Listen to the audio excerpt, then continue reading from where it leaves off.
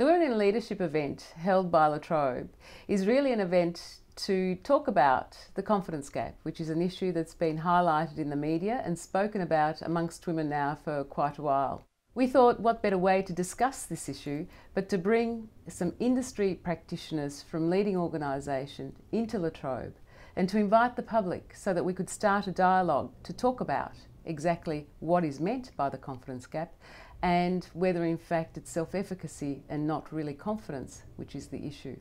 I think everyone experiences that little voice in the head that says you can't do that, and to ignore the voice in the head. Don't give it a platform to talk. Don't believe you can fail, believe you can succeed. So if the voice says I'm going to fail, turn it off.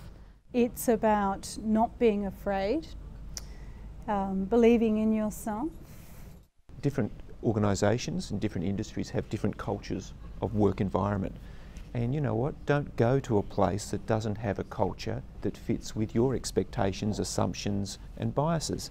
For women in leadership roles, people expect us still, because we're women, to be nurturing.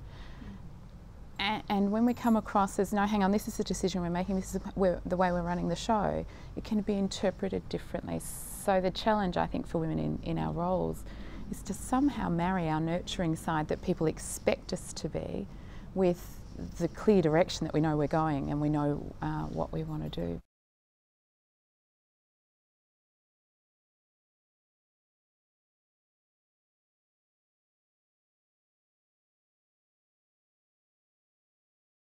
More often men have been faking it until they make it. I think that women tend to be more honest with themselves and others. Authenticity is something that a lot of females and males will want to make sure that they are. I don't think it's about misleading someone, it's about trying to put a positive persona as opposed to faking it. I will give anything a go. I don't see it as fake it till you make it. I just think give it a go, have confidence in yourself and just get on with it. I think honesty is a very important part of a healthy environment. Yeah.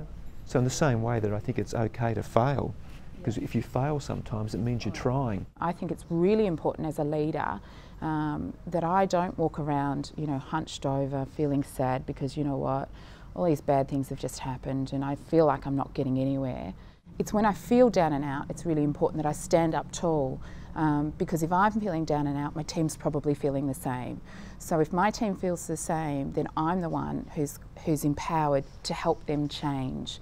When you're acting as that leadership role, looking after everybody, their well-being, sometimes your own well-being can actually be impacted, and it's about then having to be able to regroup yourself to actually be able to cope with the challenges that you're faced with.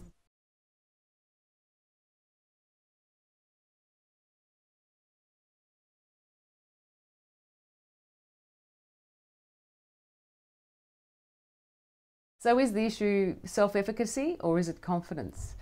From my perspective, it actually is self-efficacy. It's self-belief.